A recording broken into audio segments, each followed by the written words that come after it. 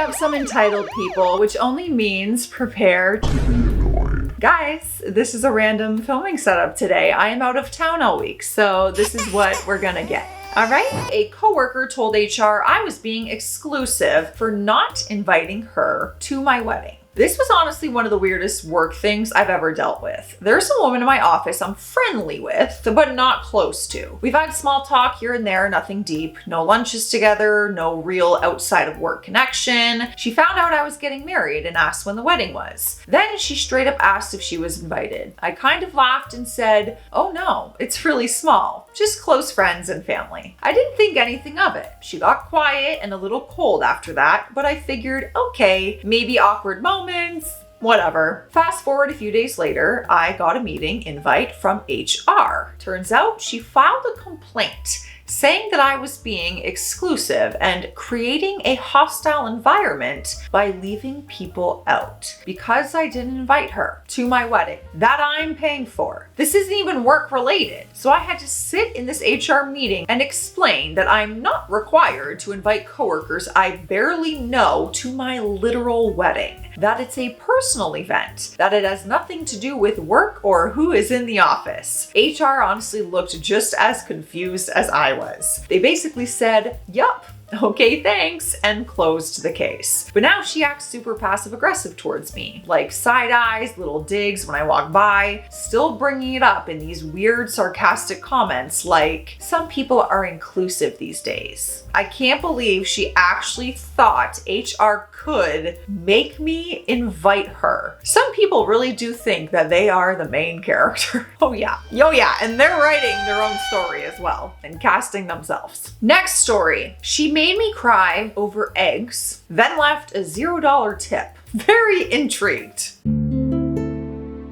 I, 19 female, am a full-time nursing student and part-time waitress. It's not glamorous, but it's how I afford tuition, rent, gas, and cheap coffee to keep from passing out between classes and shifts. I'm tired, always broke, and trying my best. This morning, I had a Sunday brunch shift, aka the Hunger Games in apron form. I'm already running on 4 hours of sleep and half a granola bar. Then she walks in, mid-50s, Chanel bag, energy that could freeze boiling water. I greet her with my usual, "Hi, welcome in. How are you today?" She cuts me off with, "Coffee black. Don't talk to me like we're friends." I talk to everybody like I'm friends.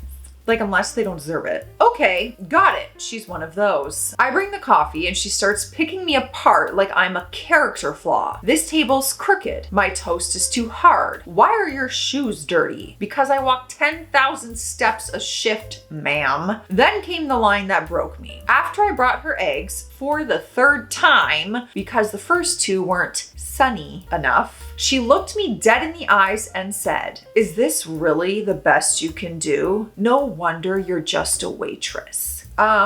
Karen, that doesn't even make sense. The best I can do? I'm the waitress, like you just said. I'm not the cook. So the eggs actually have nothing to do with me or my abilities. My hands were literally shaking. I didn't even know what to say. I just stood there, frozen, blinking fast to keep the tears in. And then she smiled, not kindly like she was satisfied, like she had won. When she was done, she scribbled 0 on the tip line, stared at me one last time, and walked out like she hadn't just kicked someone while they were down. My manager just shrugged and said, "Some customers are difficult, let it go." But I couldn't. Not really. I went into the walk-in freezer and I cried like someone had flipped a switch. Quiet, ugly sobs while frozen peas dug into my back. What she doesn't know is that I work until 2 a.m. last night. Then I studied during my 10-minute break. That I'm trying. That this isn't just a job, it is survival. And the worst part, I still had to smile and take the next table like nothing happened. So to that woman, you didn't break me, but you made today a whole lot harder than it needed to be. And to the older man at table 9 who saw my red eyes and left a $10 tip with the words, "Hang in there, you'll never know how much that meant."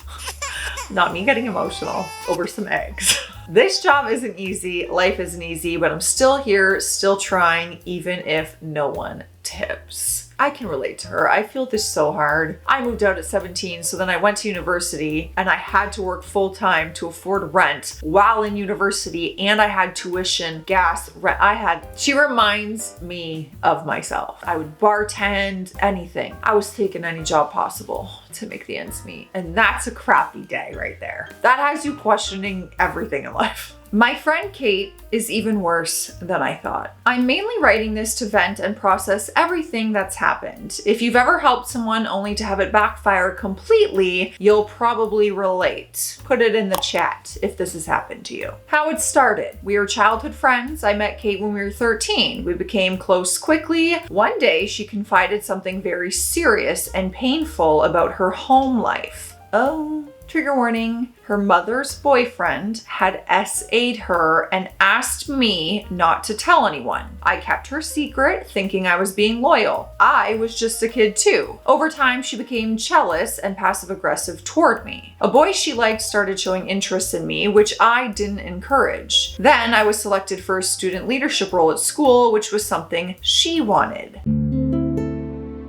She had a meltdown and begged me to turn it down. That was the final straw. I ended the friendship. Other classmates distanced from her too, not at my urging, and her mother came to the school accusing me of bullying. It wasn't true, and even the school could see that, but it was a lot of drama for a teenager to deal with. Now we're moving on to reconnecting. As adults. Years later, in our 30s, we reconnected online. I was living overseas and I visited home, so we met up. She was married with a child, but told me her marriage was difficult. Her husband was emotionally distant and not helping financially. She had inherited money from a late family member, her mother, and was using that to stay afloat while struggling with her job. Eventually, she divorced and moved in with a much younger man that she started dating. She gave him a large sum of money to invest in a business and was paying for everything, including their rent, the money that came from the sale of her marital home. She also let her ex take full-time care of her child. She barely saw him anymore just because the younger man disliked hanging out with her child.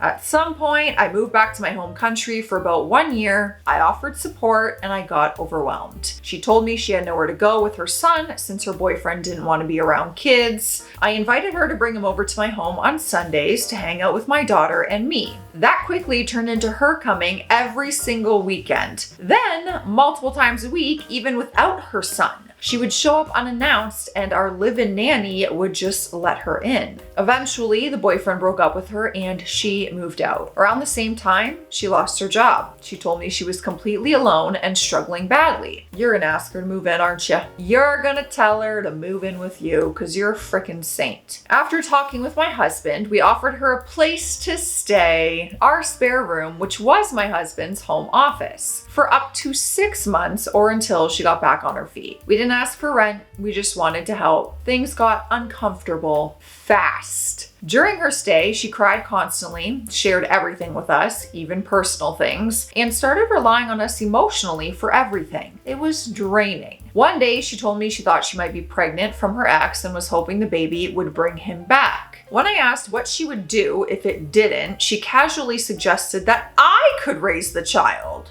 No thanks. Oh, I wish I could, but I don't want to. Because she knew that I had fertility issues and a live-in nanny. I was shocked and deeply hurt by that comment. The test was negative and she got upset. I felt relieved, but that moment changed everything for me. Even after she moved out, she never really left. She eventually moved into her aunt's place, but she left all her belongings at my home and continued to come over almost every day. She would be lounging around, smoking on our balcony, and acting like she still lived there. She started making uncomfortable comments around my husband, sitting too close, touching him during conversations, and wearing revealing outfits in our home, telling him what she liked in the bedroom. Girl, there is a time and a place for conversations like that, all right? All right! Dang. My husband asked me not to leave them alone anymore, so I agreed. Then she met a new guy through a dating app. After the first date, she declared him her boyfriend and wanted to bring him over to introduce him to us. We said no. We have a young daughter and that didn't feel safe or appropriate. She didn't like that boundary, and although she started coming slightly less often, it was still too much. Then she crossed a final line. A teenage son of a family friend came to stay with us temporarily for a school internship. I asked Kate to stop visiting during that time and to finally clear her belongings from our spare room. She ignored that and came to a group dinner where she made inappropriate comments to the teen, saying that he is a very good-looking boy and asked if he has a girlfriend, then joked about getting her room back after he left. I told her firmly that my husband needed his office back. Her reply, quote, "It's okay, he can work while I just chill on the bed." I'm sure the husband wants nothing to do with that. That was beyond inappropriate. I didn't want to create a scene, but that was the last straw. I'm now pregnant and I want her out of my life. I recently found out what I'm expecting. I haven't told her and I don't plan to. Every time I try to have a serious boundary setting conversation, she flips the script and reminds me that she had a difficult childhood and is still an orphan, as if that excuses everything. I'm done being manipulated, guilt-tripped, or used. I just want peace in my home, especially with a baby on the way. Thanks for letting me vent. I guess I just needed to put this somewhere so I don't explode. If you've been through something similar, where trying to help someone ends up wrecking your emotional well-being, I see you. I think a lot of us have probably experienced that. But the story doesn't end there. We actually have an update, believe it or not. The update. There's been a new development and I honestly feel sick about the whole situation. What I didn't mention previously is that I have another friend. Let's call her Mary. We've been close since childhood, the kind of friends who don't overshare or pry, but always show up for each other. We've known each other for 20 years. When Kate came into my life, the three of us started hanging out. Mary and Kate didn't know each other, but since I was the mutual link, we all occasionally went out together. All I'm picturing is Mary Kate, like the Olsen twins. When I hear Mary and Kate, to me it's like, no, that's one person, Mary Kate. Now, I recently found out that I was pregnant. My husband and I decided to take a short 4-day baby moon to a neighboring country. It would be our first time traveling without our daughter since our live-in nanny could manage. I invited Mary and her husband to come along. They have 4 kids and definitely deserve a break. But only Mary could make it due to her husband's work schedule. She was respectful enough to book a hotel room down the street from us to give us privacy. Kate found out about the trip and just invited herself, paid only for her flight, and made plans to share a room with Mary. My husband and I were honestly shocked when we found out via group chat. We were already looking forward to some peace and relaxation, and now we are dreading it. A few days ago, the son of the family friend who was staying with us flew home. Mary brought her kids over for a small farewell party. Since it was mainly for the kids, we didn't invite Kate. Apparently she found out and got mad at Mary for meeting up without her. When Mary explained it was a kid-focused event, Kate stopped replying to her. During that visit, I finally opened up to Mary about how I've been needing distance from Kate and that if I don't come out or reply to texts, it's not personal, it is me setting boundaries. That's when Mary told me everything. How is there more? How is there more to Kate? She's been hanging out with Kate a lot lately, often with her husband because Kate's been constantly upset and needy. And Kate lied. She told everyone she was living with her aunt, but she's actually back with the same younger guy she previously warned me about. The one she invested her late mother's inheritance and the proceeds from her marital flat into, all without her name on any documents. Kate, you gotta reel your life in, girl. You gotta reel it in. Turns out, Kate refuses to collect her stuff from my house because she's keeping my place as a backup nest in case her relationship fails. And she even asked Mary to lie about it to me. It gets worse. Kate also started dating another man behind the younger guy's back, hoping to upgrade. The guy disappeared after borrowing $2,700 from her, which she just handed over. No questions asked. Okay, you know what I'm not understanding? She's not financially struggling, so why can't she live on her own?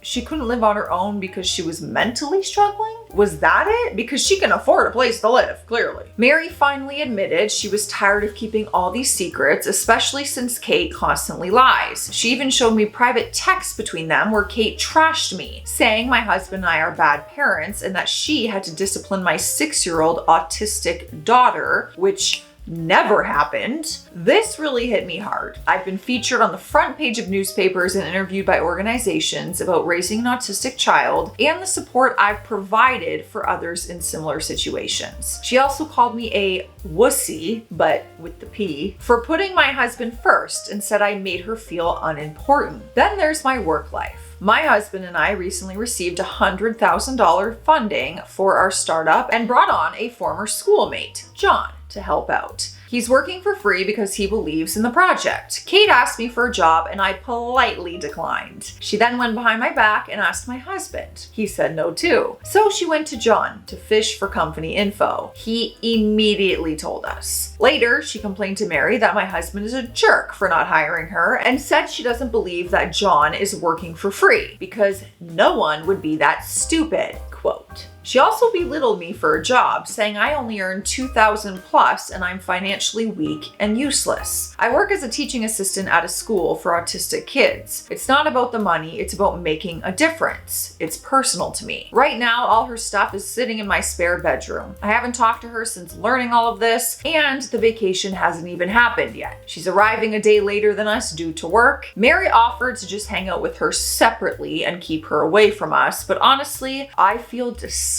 just thinking about it. Imagine going on vacation after everything you just learned that someone is saying about you. Yeah, see, I wouldn't be able to fake it. We're gonna talk. I want to cut ties, I wanted to block her, and Mary already offered to pack and send her things back. I just feel really betrayed and grossed out. Would love some advice or just a place to vent. Thanks for reading. Edit. At this point, I'm just too tired emotionally to handle this. We live in a country where throwing her stuff out will be legal. The address on her ID is not our address, so it won't cause any trouble. I feel like just dumping all of her stuff out, blocking her everywhere. I can't even be bothered to have a conversation about it. We did not book the same flight home. Our flight is full, so I probably won't even bump into her. Now, how does that sound? I mean, raise your hand in the chat. How many of you are throwing her stuff on the front lawn and calling it a frickin' day? It does sound pretty tempting, even if it's not the right thing to do. But also, she's not doing any of the right things. So that was enough. Kate made me need to hydrate, if I'm being so honest. So grab your beverage of choice or have an on hydration station. Cheers. I hope your friends are better than Kate. And if not, you should get some new ones. It's never too late. Next story. Karen wants me to commit a crime, make snowmobiles fly, and probably get the group killed. What a phrase. What a statement. Well, that was quite a headline now, wasn't it? Yes, it was. Let me tell you the story. This story takes place in Abisko in northern Sweden, where a lot of my other stories have taken place. You can look up the area on a map, but I will give a quick description of the relevant geography. Abisko is in the northern end of the valley that runs north to south. The eastern side of the valley is pretty flat. Along the western side of the valley, there is a river going north-south, as well as it flows inside a fairly dramatic river canyon. It's not a huge canyon, but it does have 5 to 15 meters tall sheer cliff walls with the river at the bottom. To the west of the river, you have mountain slopes. The western half of the valley, including the river and the mountain slopes, are inside a national park. You lost me, but it sounds beautiful.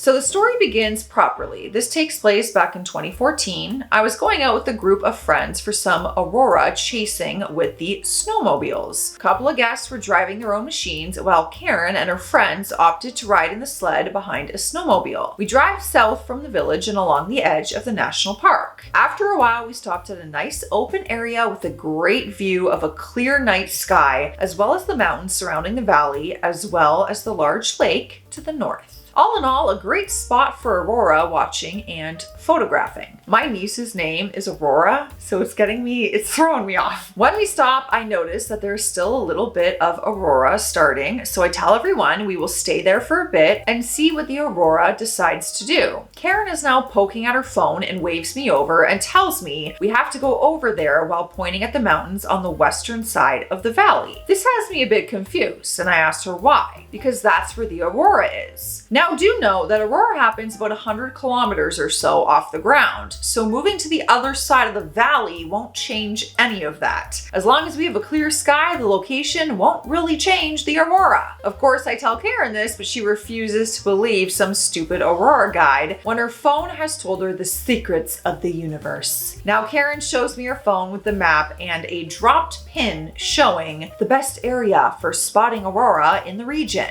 The pin has been dropped on the other side of the mountain in the middle of one of the most dangerous avalanche slopes in all of Scandinavia. It's an area every local knows to avoid like the plague in winter. That slope even killed several people while skiing last winter. And Karen wants us to snowmobile there to all get buried under a massive amount of snow coming crashing down the side of the mountain. And to make it even more exciting, there is also the national park, which you are not allowed to drive a snowmobile inside apart from a couple of official trails. There is, of course, no official trail to where Karen wants to go. And the icing on the cake, we would need to cross the previously mentioned river canyon, you know, the one with the sheer cliff walls and a fast flowing river on the bottom. So I just need to make the snowmobiles fly over, I guess. Now, most sensible people would probably realize that what they asked for was impossible, but not Karen. Karen expects to be served and not to hear excuses, and she literally tells me to stop making up dumb excuses and do my job and take them to the Aurora. At this point, the Aurora is starting to get a bit stronger, and I decide it's time to let Karen have a bit of time out. So I just tell her the Aurora is getting stronger, and I walk away over to some other guests to help them set up their camera. For the rest of the tour, she kept occasionally complaining that I was not a proper guide and that I didn't know anything about Aurora and that I was an incompetent guide who didn't use her amazing app for finding the best spots, and so on and so forth. I pretty much just ignored her and focused on the other guests who were having a good time. When we got back, she complained a bit more, and apparently I would be lucky if I didn't get fired when she talked to my boss the next day. I called the owner of the hotel to let him know we were back safe and sound and that we had a Karen. He just laughed and said she must be completely stupid. Apparently, she showed up at the reception the next day to complain and try to get me in trouble. Let's just say the owner was not impressed with Karen's phone app and basically told her to F off back to her home planet. The hotel did receive a 1-star review on Google claiming that we were all rude and incompetent. We all cried a solitary tear afterwards. Yeah, no you didn't.